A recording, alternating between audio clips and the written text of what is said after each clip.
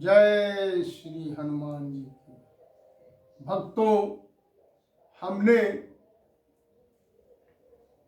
पिछली बार हनुमान जी के और उनको हनुमान जी क्यों कहा जाता है और जो भी उन्होंने बाल समय में रविभक्ष कियो, इन सब कथाओं का रसपान किया। तो अब हनुमान जी मानव रूप में जब बड़े हो गए तो एक तो बहुत ही नटखट थे। नटखट इतने थे कि वो बानर,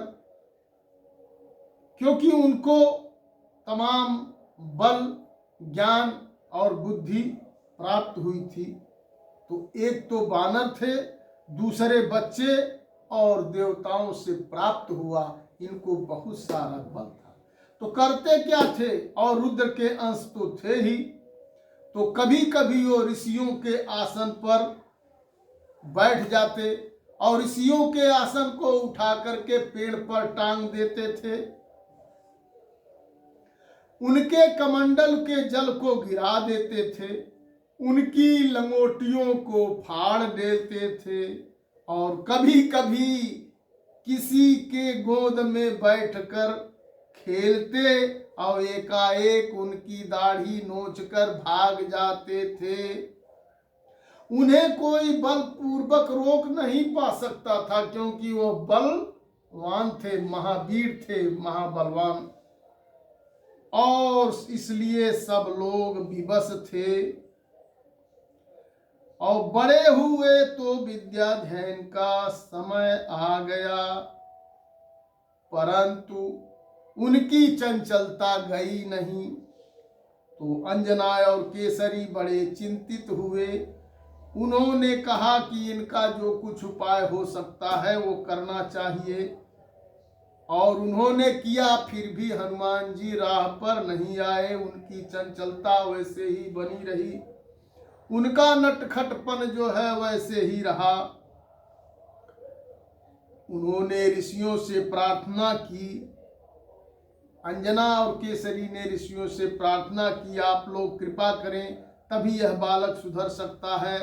ऋषियों ने विचार करके यह निश्चय किया कि इसे अपने बल का बहुत घमंड है, यदि यह अपना बल भूल जाए तो काम बन सकता है। उन्होंने हनुमान को शाप दे दिया कि तुम अपने बल को भूल जाओ, और जब कोई कभी तुम्हें तुम्हारी कीर्ति की याद दिलावेगा, तुम्हारे बल का याद दिलाएगा, तब तुम अपने बल का स्मरण करके पुनः ऐसे ही हो जाओगे। अर्थात आपको कोई बताएगा कि आप बलवान हो, तभी आप यह काम कर पाओगे। इस प्रकार से हनुमान अपना बल भूल गए।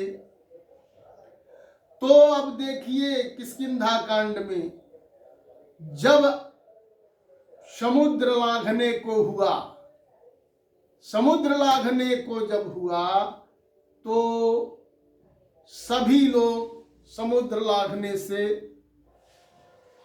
विवश हो गए कि हम नहीं लांघ पाएंगे।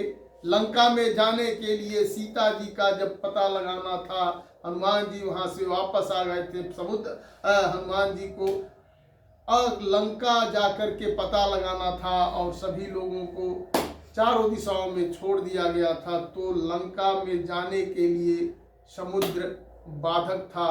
तो समुद्र कौन लांघे, कोई लांघने के लिए, लांघ पाने के लिए और वापस आने के लिए तैयार नहीं था। तब देखिए, तब प्रणव पवन कुमार, खल बन पावक ज्ञान घन, जासु हृदयागार, बसहि राम सर चापुधर।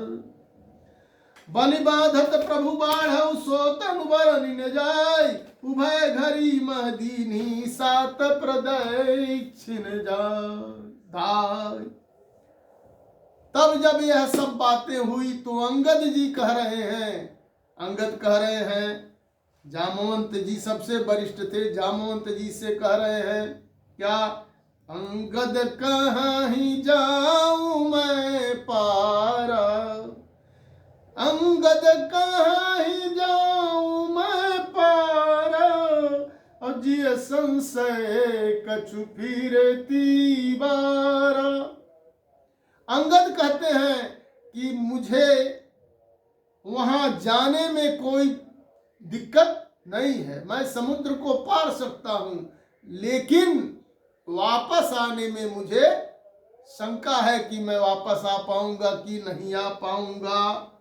और हनुमान जी चुपचाप बैठे हुए हैं, क्योंकि हनुमान जी को अपने बल का पता ही नहीं, क्योंकि जब पता था तो बहुत वो नटखटपन करते थे, इसलिए सभी लोग जो है देवता लोग मिल करके उन्हें श्राप दिए कि आपका बल जो है वह आपको भूल जाएगा, जब कोई याद दिलाएगा तभी होगा।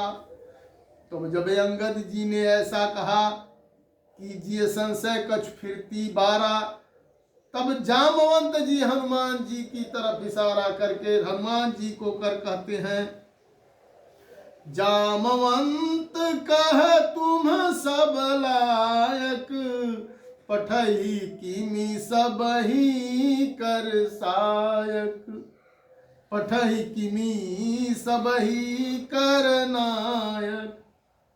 और हनुमान जी की तरफ इशारा करके हनुमान जी को संबोधित कर कहते हैं, कहिरी छपति सुनु हनुमाना,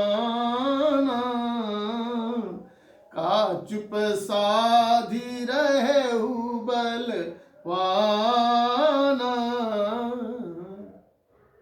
तब जामवंत जी हनुमान जी को याद दिलाते हैं कि हे बलवान, तुम क्यों चुप्पी साधे हुए हो, तुम तो बलवान हो। तो कहते हैं, कहिरी छपति सुनु हनुमाना, का चुप साधी रहु बलवाना। अरे पवन तनय बल पवन समाना, पवन तनय बल पवन समाना, बुद्धि विवेक विज्ञान निधान। कहते हैं, हे हनुमान, आप वायुपुत्र हैं, पवन पुत्र हैं, आपको पवन के समान बल है, बुद्धि विवेक और विज्ञान के खजाने आपके पास हैं, तब आप चुप क्यों हैं। और फिर कहते हैं, उनका उत्साह बढ़ाते हुए उनके बल के बारे में, उनके ज्ञान के बारे में, उनकी बुद्धि के बारे में बताते हैं। और क्या कहते हैं, फिर बड़ी अच्छी बात कहते हैं। इतना कहने के बाद जामवंत जी हनुमान जी को क्या कहते हैं, कहते हैं, अरे कवन सो काज कठिन जग माही, जो नहीं होई तात तुम पाही।